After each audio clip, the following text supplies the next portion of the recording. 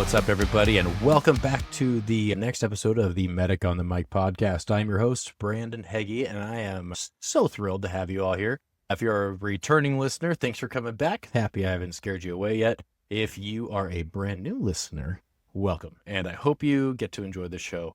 Today, we're having a good friend of mine on. His name's Cody Rohrig. He's out of Nebraska. And I met him a few years back, and we really hit it off, and it's literally his fault, actually. You can completely blame him for this entire podcast. So this wouldn't have happened if it wasn't for a bet that he made me. So more of a dare. I don't really know. Either way, we challenged each other. But I'm really excited to have him on. I'm going to let him talk all about himself when we get to that point. Some other cool stuff going on is I just got promoted to fire captain. Actually, here about 3 weeks. I am officially promoted, and I get to move shifts. And I'm going to miss mine, but I get to go get some good learning opportunities on a different shift from my previous battalion chief. So I'm really excited to work under him for a few months. And then I get to go to a brand new shift. We're moving to a 4-platoon schedule. So we're adding a shift, and I get to be the captain. The right-hand man, I have a good buddy of mine who's going to be the battalion chief. And we're so pumped. We're so thrilled. We get to build this thing from the ground up. I'm going into it with a people first mindset, and it's going to be a blast. I'm so excited, not only to be working with him, but also for everyone that's on our shift. So really pumped about that. Next week, I start the Functional Medicine Coaching Academy. So I'm actually becoming a functional medicine health coach. It's going to be a lot of hard work, but I am so pumped. I figure, I'm doing a lot of this coaching stuff anyway with these conversations I have. I might as well make it legit, get a certification out of it. And if anything, I get to teach myself a few things. And, I'm my biggest project, so I might as well keep working on that, which is why I had these conversations in the first place. So I'm really pumped. It's going to be an absolute blast. Then next week, 2 weeks from now, I don't even know what day it is. Either way, I'm going to the World Nevada EMS conference in Elko, Nevada. It's an absolute blast.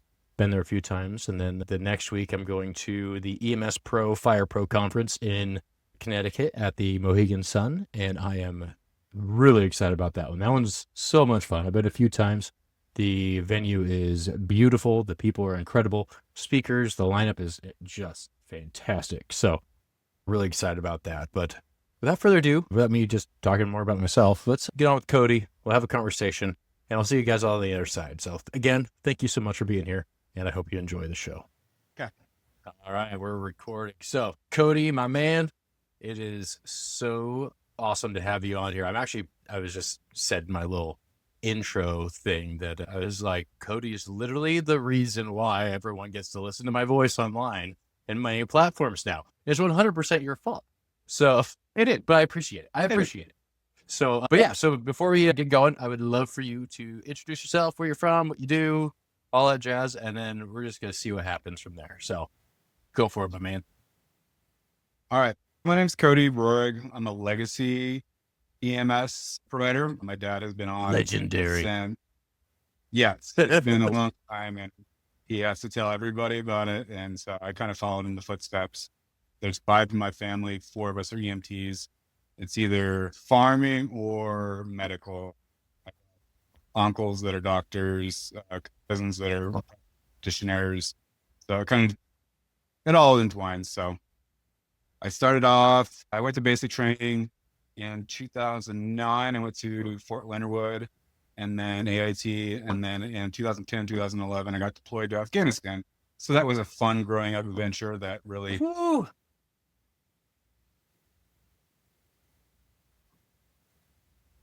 You totally lagged out and froze on me. I did. I've seen that skip. There you go. So AIT got deployed. When you went to AIT, what was your MOS? I was an 88 Mike, so I was a truck driver. Right on. Drive all the cool stuff. HETS is the main vehicle that was assigned to our company out of Lincoln, Nebraska. It just so happened my little brother was deployed to Kuwait, Iraq.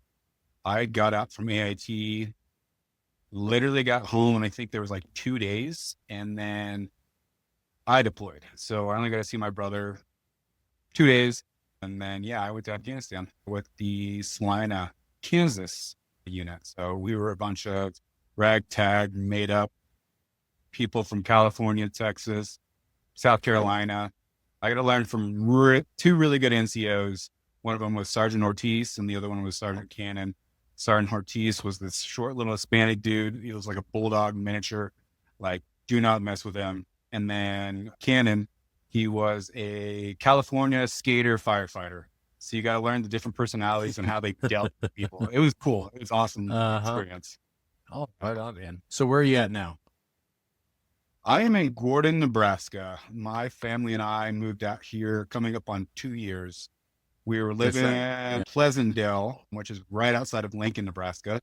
That was where this all started from. I think I've been on 7 years as a licensed EMT. So about 11, 12 years as a volunteer firefighter. Dude, right on. Because we met, shoot, it's been 4 years, 3 years.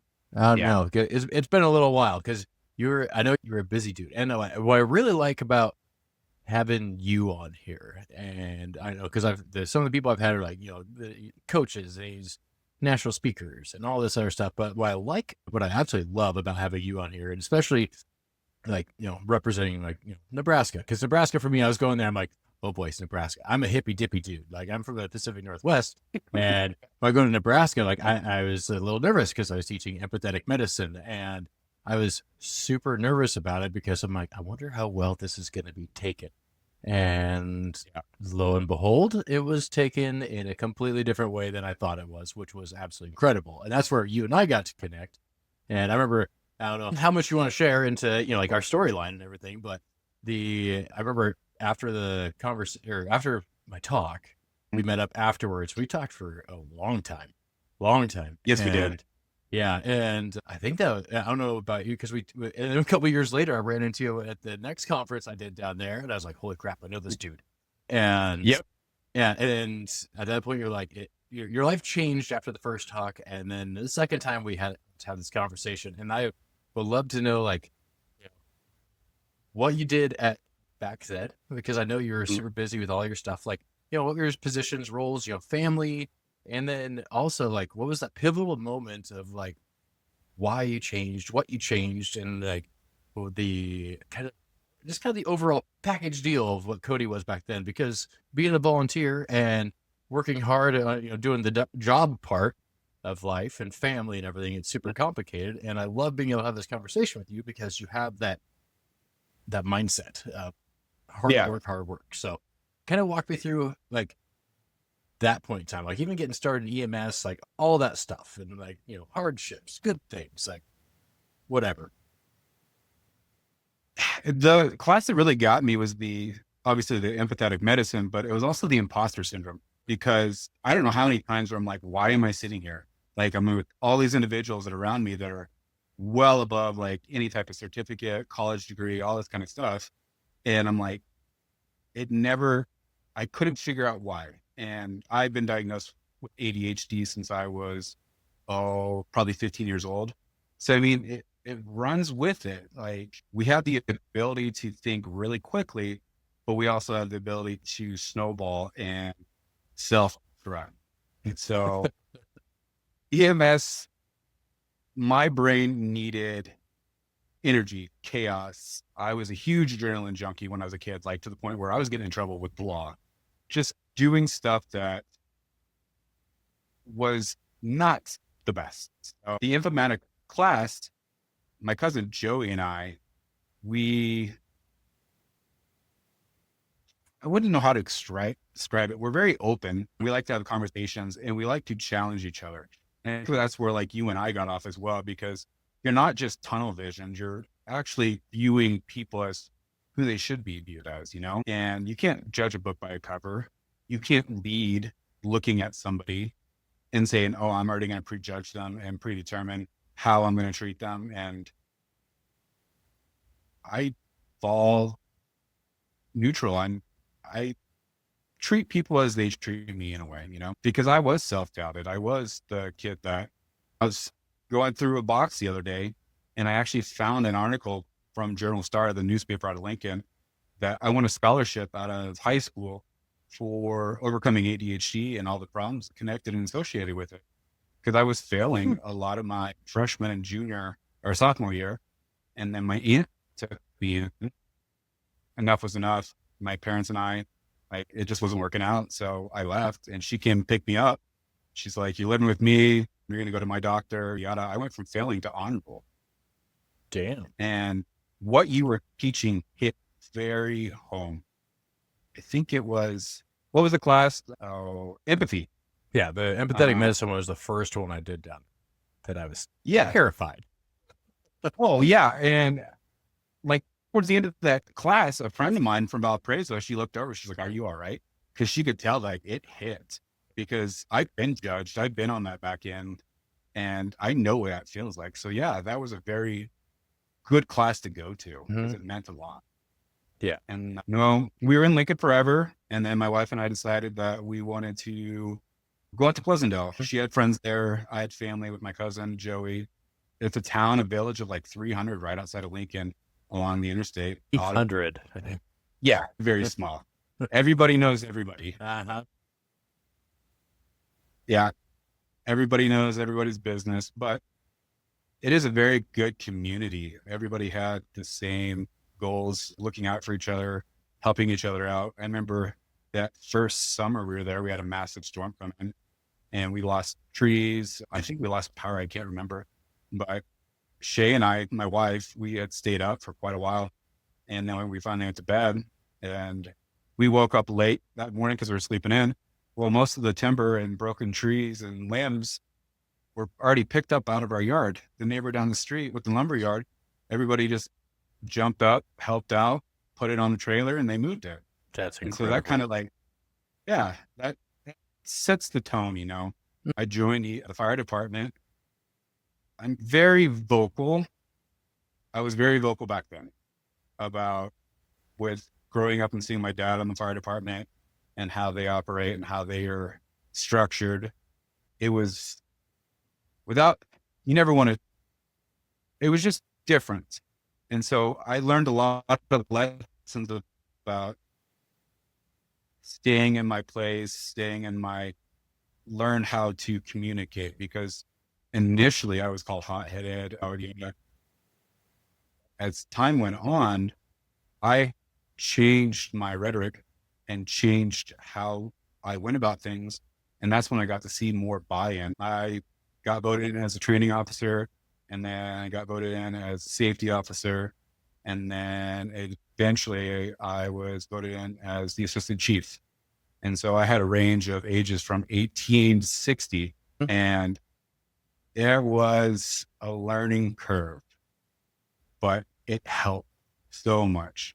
So yeah, Pleasant never had an ambulance. Since the day they started, they never had an ambulance. We were relying on Midwest Medical, Milford, Malcolm, Crete. We had all these different EMS around us, but we never had one. Well, Lincoln's growing. They're getting bigger and bigger. And the writing was on the wall that they were going to start to come into our district. So I was told from day one, we'll never get an ambulance, never get an ambulance. Well, the day that I was doing my skills in our EMT skills, a gal from Malcolm, she's like, "Oh yeah, you're Cody. You're the one that's going to bring an ambulance to Pleasantdale." I'm like, "Yes, I am." I hadn't even got my license yet. And you had plans. This is happening. I did. Yes. I ended up getting my license. A lot of persuading, there was times where we wouldn't get an ambulance for 45 minutes because we're at one point of our district, and it just took months and months of this. And finally I got my cousin Joey in along with a couple other like-minded individuals. And we finally got everybody else to get on the same page. Well, we started this absolute huge fundraiser. We were going door to door. We were doing all these different events. A local car dealership in our area, Bobby Meyer and his father, they donated a Trailblazer, like a brand new off-the-lot Trailblazer, so we could raffle it off. And it just so happened the person that won the Trailblazer, they gave it back to us. So when this is all said and done, after all this fundraising, we ended up raising like $280,000. Oh my God. So you could buy a couple of ambulances. Yes. Wow. Dude, that is incredible. Yeah, it was amazing. See, I love I love that sense of community because so many places are getting away from that. And I don't know, I know the Midwest is actually probably still doing pretty good about it. And like, cause the sense of community I have from the EMS side of things have been astounding. But here and there, especially on this side of the country, like we have some troublesome pockets, but just hearing that is incredible. I mean, the community is it's the pivotal reason, like, humanity can survive, really. And just the fact that everyone got together and did that to include donate like $280,000. That's insane. Absolutely insane. It was amazing. Yeah. How well received was it for the fire department getting an ambulance? Because I know a lot of places do not want to do medicine at all, and they're a little fearful of it. Or was it the fact that you guys saw the need that everyone was pretty excited? Like, what was it? It was kind of a mixture of both. You obviously have in every group, the naysayers, the ones that don't want it, the loud ones in the community. But then you got to also see a lot of people coming up and they're like, oh yeah, we do see that. We do understand the need for that. The way I always looked at it is if something would happen to my family, I want somebody that's going to be there, that's competent. I want all the assets available. And that I did things is I looked at it. What if it was my family member? What if it was my kid? Yeah. I love it.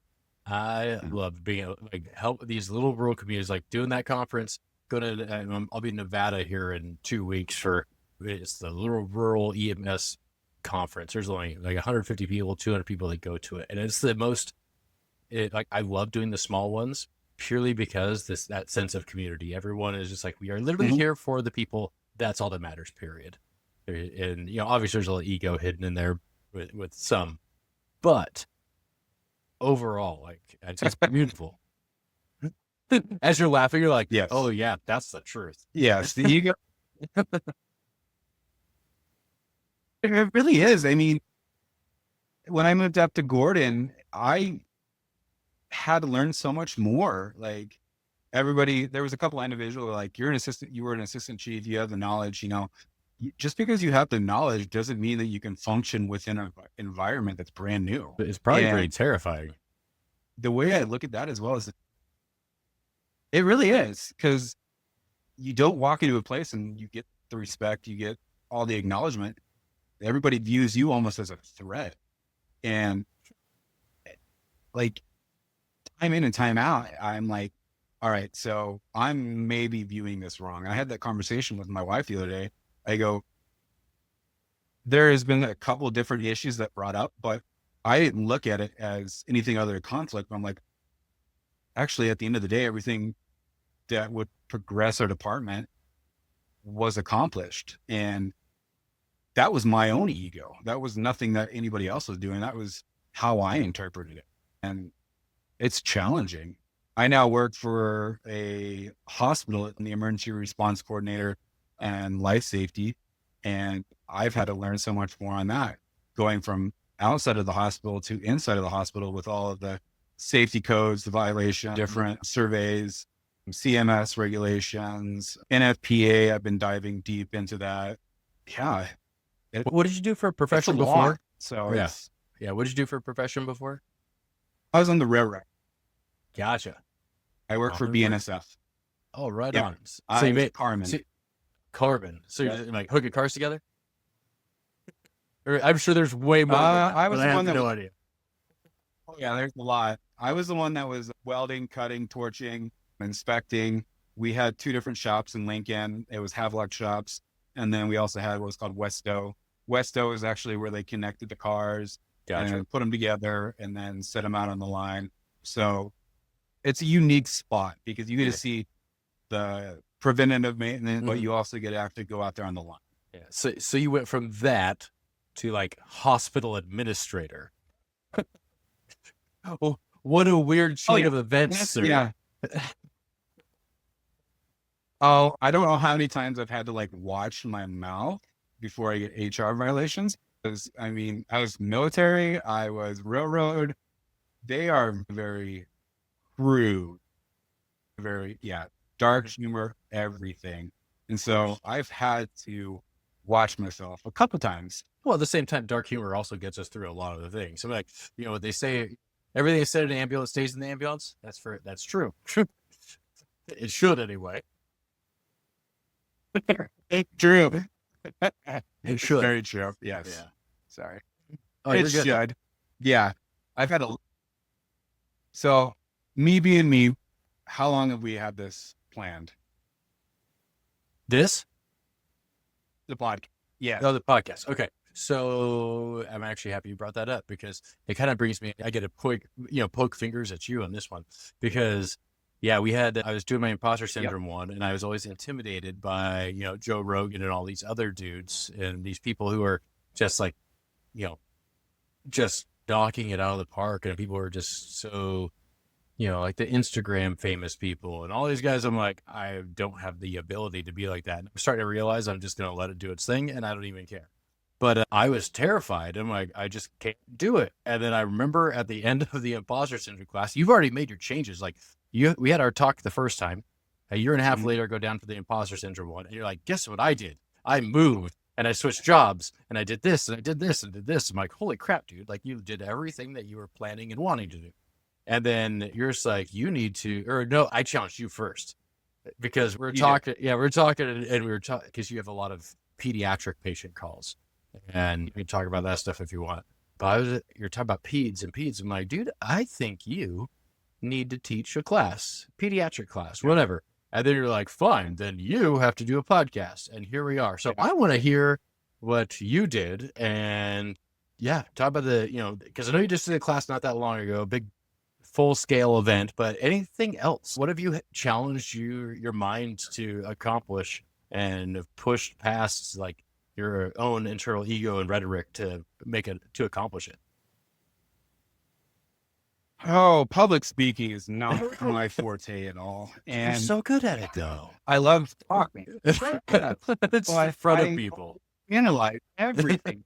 I have to sit there and envision like, all right, that dude's in his underwear. That dude's got a chicken costume on, like just to get my brain to stop thinking about stuff. We started our, what's the name of it? Explorers, the Medical Explorers program through a hospital with the school.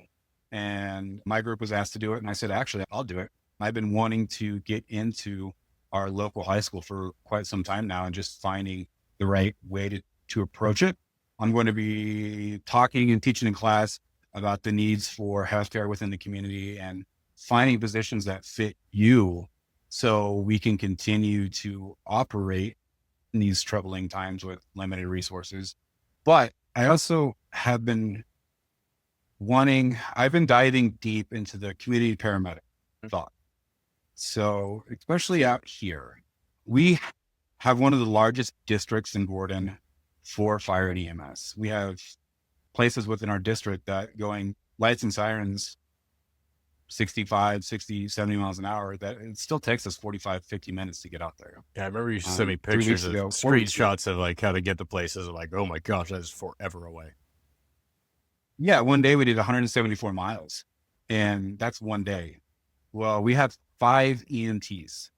So you have one that works outside of town, 2 that work in here. You have a police officer that he is back up during the day and works nights. And then you have me. In a district that huge, it's going to come down to changing the way you think. The whole mentality of like, this is the way it is, and this is the way it always be. We can't do that anymore. We got to evolve. So I'm utilizing the tools that I have with the hospital to, all right, let's get into the high school. Let's start teaching EMT class. Let's get these kids kind of excited. See if we can get a couple to come over and switch over and actually continue their career. Go from EMT, maybe go to paramedic, maybe go to nursing, utilize what you have. That's been the biggest, I would say, rabbit hole that I've been diving deep in within the last 6 months. And I think with the community paramedic program, we do chronic care at the hospital with Medicare patients. Well, Nebraska just opened it up that we can get certified as a community paramedic where we can go out into the field and check the vitals of these patients, make sure they're taking the proper medications. And then if we need it, we can do an ALS run. So say there is a MVA multiple patients and they do need ALS capabilities. Well, we can go to that as well. So I don't know where we're going to be at 10 years from now, but we're at a point where something needs to change and change drastically here in Nebraska. Volunteerism is not, it's down. It's been down for quite a while now. And I don't, without thinking outside of the box, I'm being optimistic. Hopefully in the next 10 years, we're still here and we're not down the road, 45 miles to the east. There's no more EMS service. So you had a group coming out of South Dakota, getting on an ambulance in that town and then going. So that's 30 minutes to get down to the ambulance. And then who's to say where the call is, you know, because there's a lot of ranchers. We have parts in our area that they get supplies and food from an airplane. Yeah. They have their own landing strip. You know? Shoot, it's like Alaska backcountry stuff. Wow. Well, It is. It really is. Yeah. And it's weird to think because I'm actually really happy that our conversations turned this way because it's becoming very troublesome. Like, you know, for us, you know, I have a level 2 trauma center and 45 minutes away, or we have a level 4 in town, and like resources, yeah, they're limited, but they're there. And then when you talk about like the stuff you're dealing with and like some of the places that go in like wildland deployments and stuff, like there's nothing. There's literally not an ambulance service in some place. And, you know, a lot of people, they feel, you know, because we get a lot of people from like, you know, the King County, Seattle area, they moved to our area. They're like, why is there an ambulance not here in 3 minutes? I'm like, well, believe it or not, there's a lot of roads to cover and there's other people and there's only 4 of us or whatever. And do you guys feel as though, like, as far as the volunteerism side of things, like you were saying, it's kind of going by the wayside. It's not by, you know, choice. It's literally by the fact that it's complicated. Like there's obviously more training requirements than there used to be. We've had a lot of people who just like quit because like, I can't pull the time that's required. Yeah. And do you have anything else, or you guys kind of like skirt by like bare minimums, or like what's some other ways you're combating that side thing? Any incentives, or is it just that sense of, you know, that sense of community that we were talking about? There is a really good sense of EMS community up here. There's 2 individuals, no matter what they're doing, no matter what time of the day or night, they've been there, they jumped up and helped tremendously. And it's,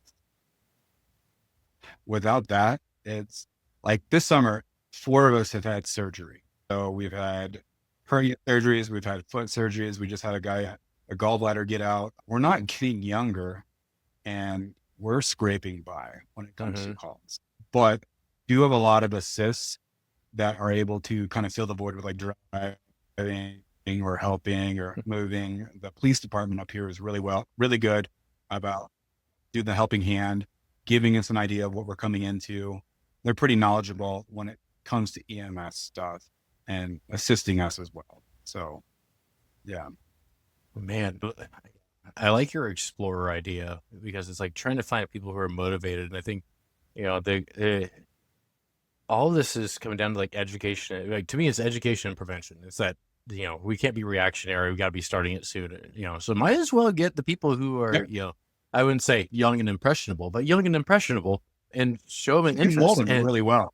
You really can. And it's the fact, you know, it's kind of a young person's game for the most part, especially, you know, it's really like you were saying, like, you know, we're all adrenaline junkies and all that stuff, and it's a little bit easier to do when you're younger.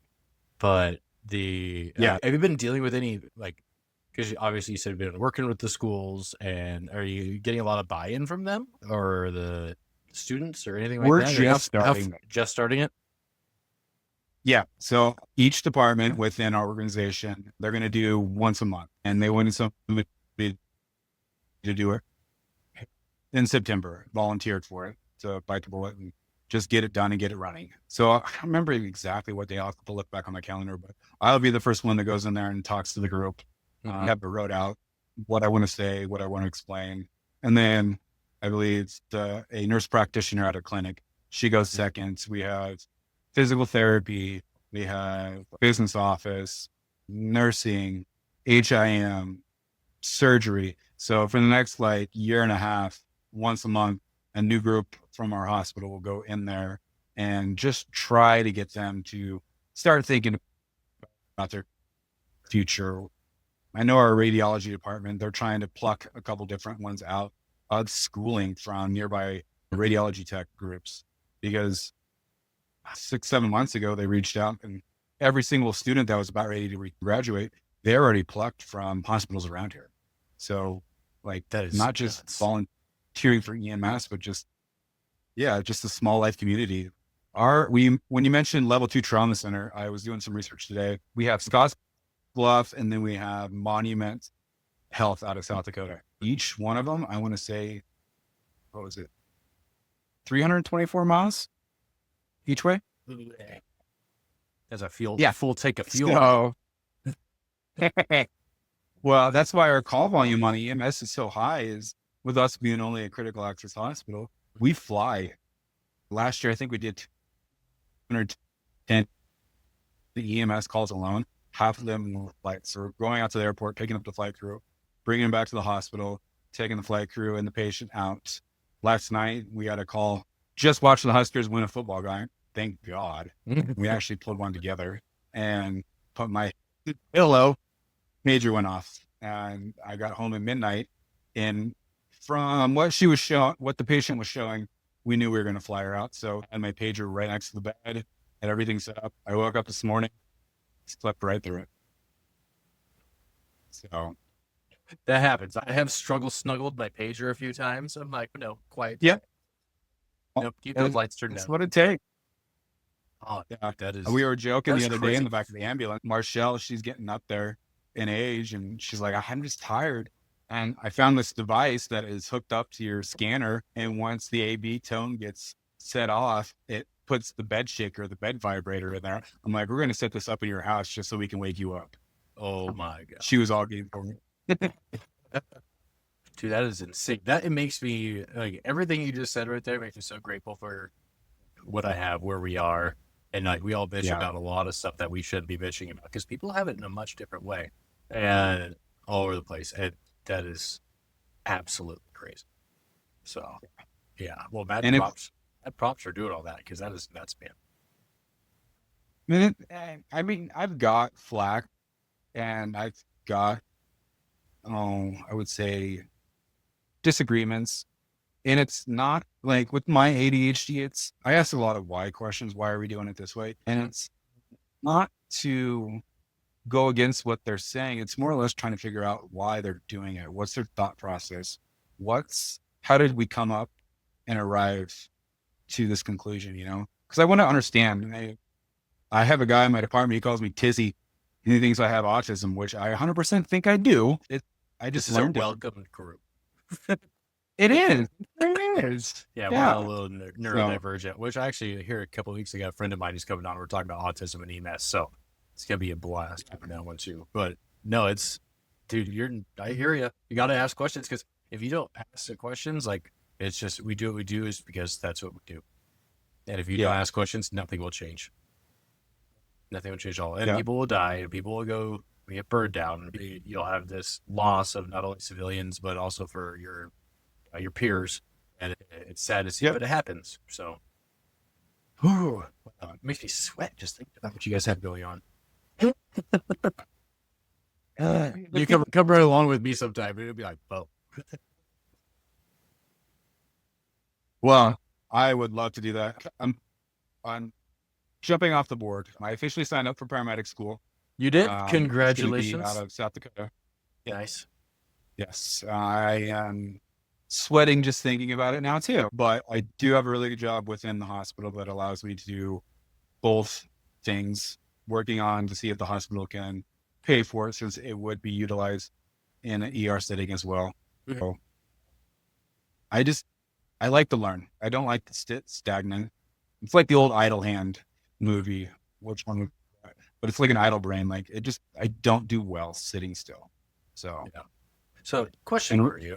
Sorry. Yep. For to interrupt. But so I've been a huge advocate and higher education for what we do, and the big reason I haven't become a doctor, or I haven't become a PA, and I won't become a nurse because it's not my avenue. I love being a paramedic, but from that rural aspect, like, becoming a paramedic, it's like, that's a cool stopgap, but like, what, at least my thoughts, like, what would be like the ultimate overall, like, best thing that you could imagine for the people of your community when it comes to an EMS certification or licensure or whatever it is? Like, what would be beneficial for you guys? Because like for me, if we could have this whole ideology of a paramedic practitioner where you can keep going up and up and up and even be a paramedic who'd be like, guess what? I can prescribe you medication or whatever along. So would that be helpful, or would that be almost too much for what you guys are working with? Because I'm trying to look at this grandiose idea of like, is it good for our entire nation, this idea, or is it more of a regional type of ideology? So how would that work for you guys? I think a lot of it would be regional, especially here, with nothing really being in this town. I mean, we have a meat packing plant, we got a Pizza Hut, Sweet. got a golf course, but yeah, that's about it. The schools, they need teachers. In the hospital, but we have a lot of travelers coming in and out of this hospital. For licensing, I think a community paramedic would be huge in this area. A lot of our ER patients, we don't have a clinic around here open on the weekends. So if there's anything from a small cough to a fever, they're going to the ER. If you can bridge the gap and get a organization that can go out to their houses and check their vitals, check all these boxes, relay it with your medical director, it takes a lot of the burden off the hospital ER system too. You're not getting all these small little, not that they're not important, but stuff that can be delegated or handed off in a different format. I think that would be huge, very beneficial. Do you think that'd be because I know with the, won't get political, but like the Medicare cuts and all that type of stuff coming, I don't know. I wonder if that would have a lot to do with being beneficial for it, especially you dealing with that on the administrator side. Like, that sounds terrifying to me, everything that's going on for rural hospitals, and with that bridge, that little stopgap would probably be something very helpful. But then again, I don't know enough about all that background stuff. So what are your thoughts on that? I have tried to hear and pay attention to our finances, which is completely out of our quality group. I know enough that this hospital up here has done a very good job about their books and finances and being able to sustain for not only now, but in the future for quite a while. We have a level 2 trauma that is not too far away from here. They started cutting a lot of jobs because just this hearsay, and this is conversation, they were wasting a lot of money on the people coming in, utilizing bodies in not the most optimal way. The travelers, too many of not recruiting enough. So yeah, knowing what I know, I think it would be beneficial. One of the guys that is our PA now, when he first came on, talking with him, very cool guy. His name is Warren Shallis. When they got the flight medics, I think he was in the top 10 first flight medics within Nebraska. So this guy has a huge, vast amount of knowledge. Yeah. And I kind of threw the idea out about the community paramedic program, and his eyes lit up. He was excited. He wanted to dive in. Like, go 100. Yeah. That would help a lot. But then, can we find a way to bridge it with EMS to be sustainable for both? Be like because I know we've talked about in the past at my agency is like having an interlocal agreement with the hospital, different fire departments, different EMS agencies, to everyone's share the buck, because we all know that's going to keep people out of the hospital. Because frankly, the thing I hate the most about being a paramedic is taking someone to the hospital. Like, if I could I will do everything in my power that they stay at home or stay wherever they can. Because, if I can give the care and leave them there, it's better than going to the hospital. Personal thought. And obviously, unless they need it, I'll take you to the hospital. And I love that thought. I agree with that 100%. Here, it's not so much. It's load and go mentality. And I think it's them learning a different way, being able to critical think, you know? I think that would be a huge asset for a lot of these communities is a group to be able to go out there, do a little diagnosing. Hey, you're good right now on your free time. Yeah, even get an ISTAT. Like go out there, you can do labs, you can do all that stuff. Yeah. Forget Diagnose. Yeah. And it's just small town, or it's small thinking, but small ideas lead to a lot bigger. Yeah, and the cool part is I know that there's a ton of places that are actually doing it already. So it's the writing's on the wall, the literature is out there, the information policies, all that type of stuff. You're totally able to do it. It's just the execution and the buy-in. So if you get the buy-in and you get the experience from these people and the education side, like it's completely doable. So like mad props for looking into that, man, especially for your community. There's so many places that could benefit from something like that. So I love it. Absolutely love it. We had a little snafu, mountain time, East or Western time, me picking up my kids, but I wanted were you able to look up Pine Ridge Indian Reservation? I wasn't able to look it up. However, I remember showing me a picture, and that is way the heck up in the middle of nowhere. It is. And it is one of the most, it is the highest poverty in the United States. Oh. Alcoholic, kidnapping, all these different problems. And there was a small town not too far away from here. It's called White Clay. They would sell about 3 to 4 million cans of beer per year because Pine Ridge. Yeah. Oh, it gets worse. Pine Ridge is a dry reservation. Oh yeah. Well, I think I remember we talking about that. Yeah. Yeah. And so the town of like maybe 50 people, they're selling 4 million cans of beer per year. So they were into the disease. Like I think they created a road just for walking so people could walk down the road without being on the highway and getting hit. I think it was back in like 2014 when I came up here to meet Shay's family. We actually did a trip up to Pine Ridge and we were looking at, there was a huge wildfire out there, burned a lot of stuff. But you have all these natives that were walking in back and forth, huge liability. Like if they would pass out on the side of the road and you have that wildfire come through. Nebraska, they got the legislature, they got everything, and they dropped their liquor license. Well, that's awesome, but it put them on the road.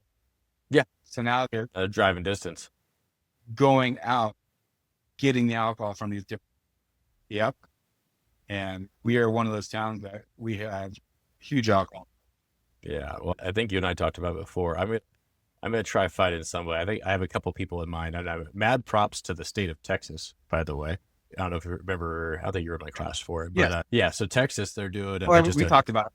Yeah. Texas, they approved ibogaine study. So it's a psychedelic that it's a 24-hour trip of it's a trip, but you need to be under a critical care team and all that stuff. But they're able to reverse alcoholism. It was like, I don't have the exact numbers. It was like 80 to 90% after one dose. And Texas just dropped $50 million on a study for this. It's alcoholism, it's substance abuse in general. It's incredible stuff. And I'm really excited to see that taking off. Maybe we'll talk about that in a different podcast. But man, like this country, especially that area, that needs it. And it's only going to get worse until it gets better. It really is.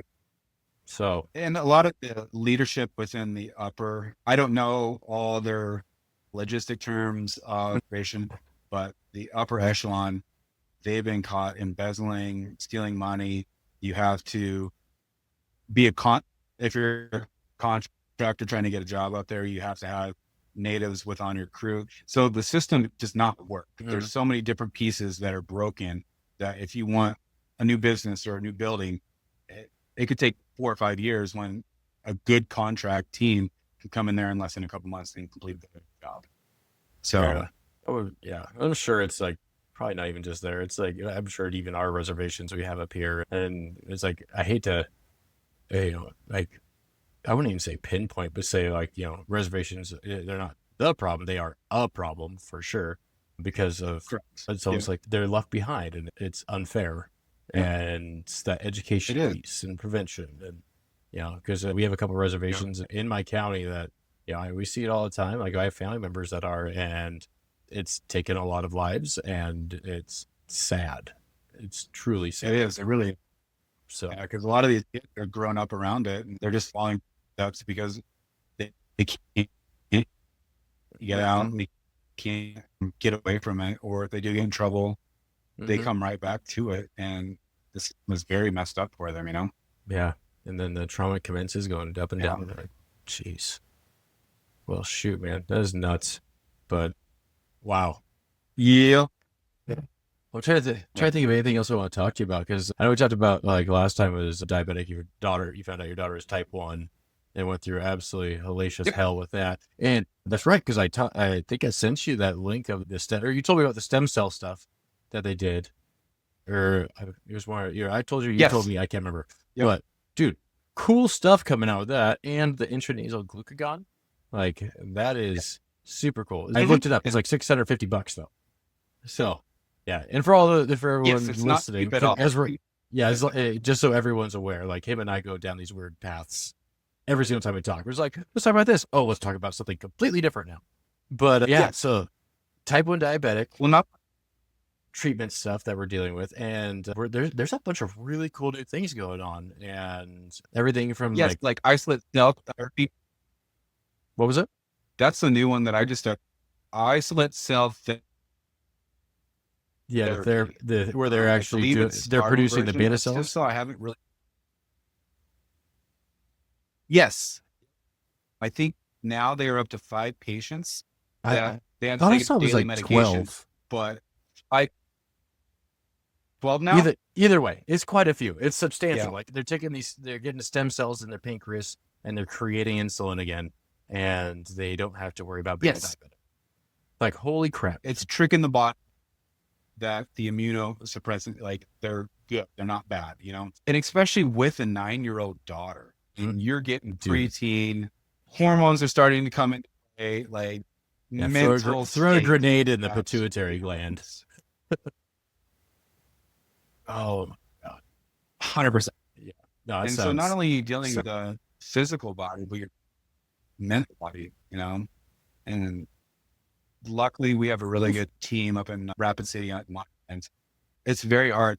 Last night, I think at 2-3 o'clock in the morning, she dipped into her lows, and it was a fast low. So we got to get her up, get her juice, get her gummies. The technology from where it was 20-25 years ago from where it is now, everything is rapidly getting better for type 1s. And awesome. Harper's endocrine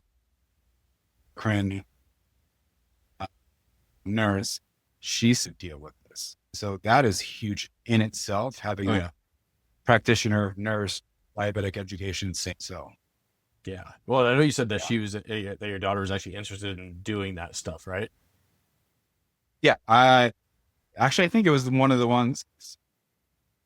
Can't remember what comes. It was the one in March. There was a flight paramedic that was out of North Platte. She was speaking on endocrine, diabetic, all that kind of stuff. And she was a type 1 flight paramedic. And so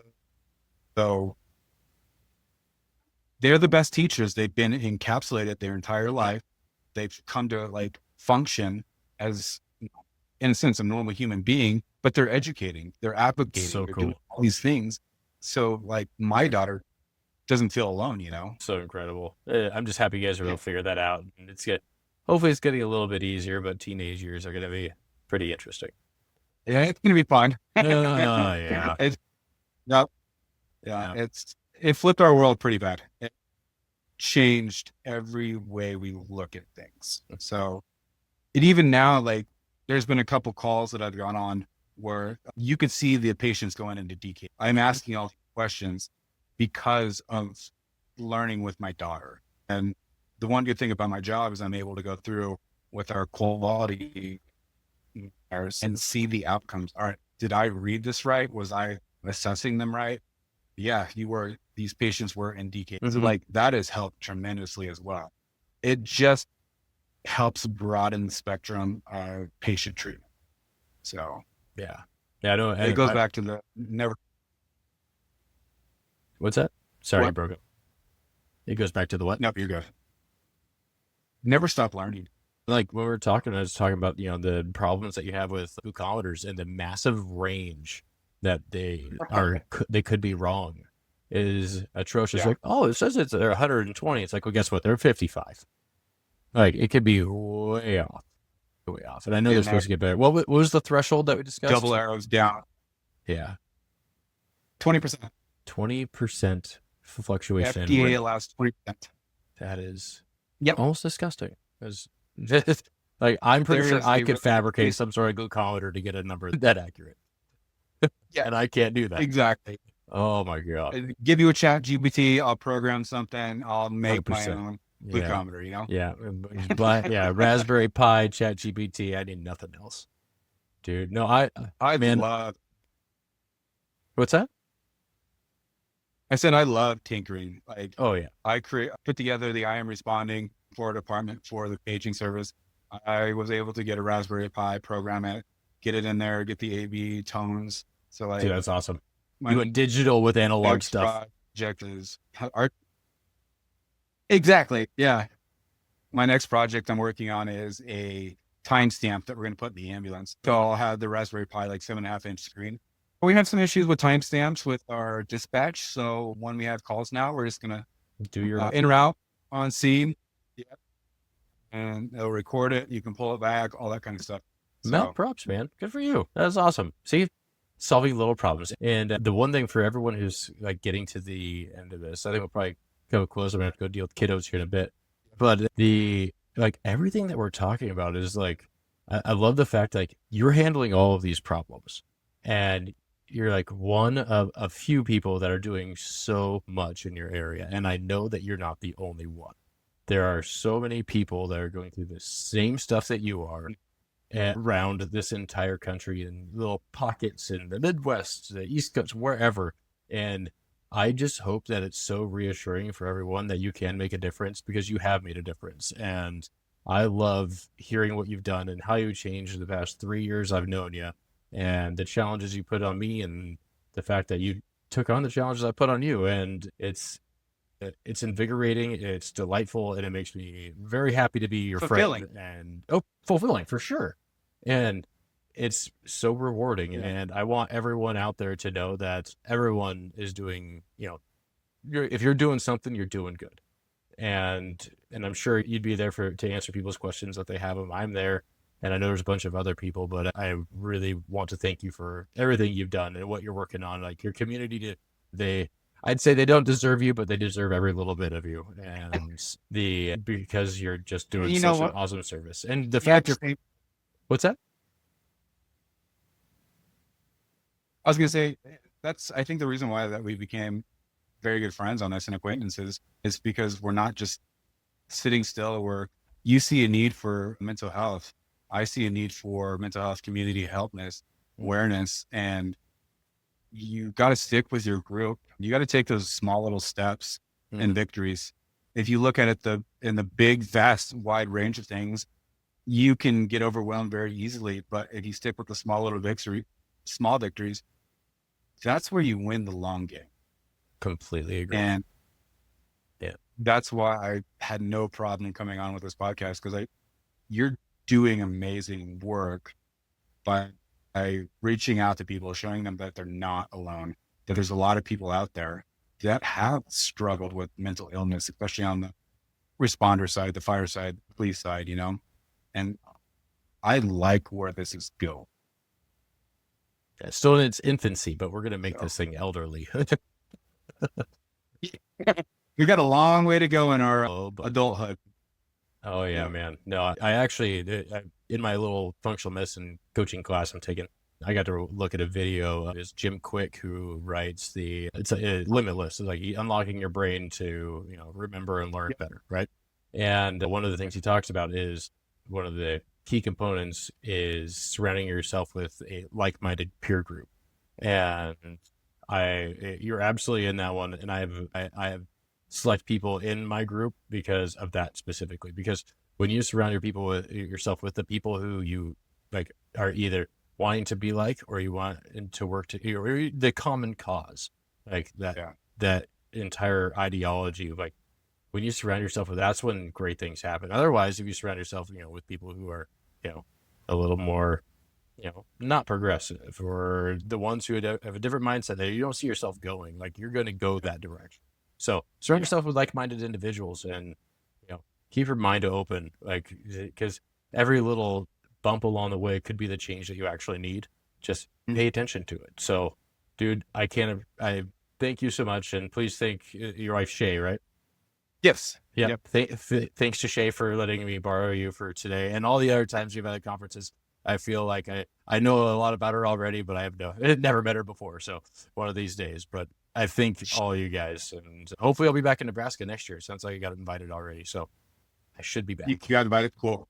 Yeah. No, very much appreciative of all the stuff that you have done around here. You have a really good following within the state of Nebraska. So it's worked out really well. Sweet, man. Anything is wherever this journey goes, I'm glad to be a part of it. So yeah, right there with you, man. I'll be there with you too. So, but for everyone else, thank you so much for listening, hanging out with me and Mr. Cody Rohrig. It's been an absolute blast. I've been all over the place with this conversation, and I cannot wait to continue this talk. I got some other cool ones coming up, but thanks again, man. And I'll say go Huskers, because I do like the Cornhuskers. But there's so much corn in Nebraska. So, all right, man. Well, you have a lovely night, and we'll continue this here when I see you again. So thanks, bud. All right. Have a good one.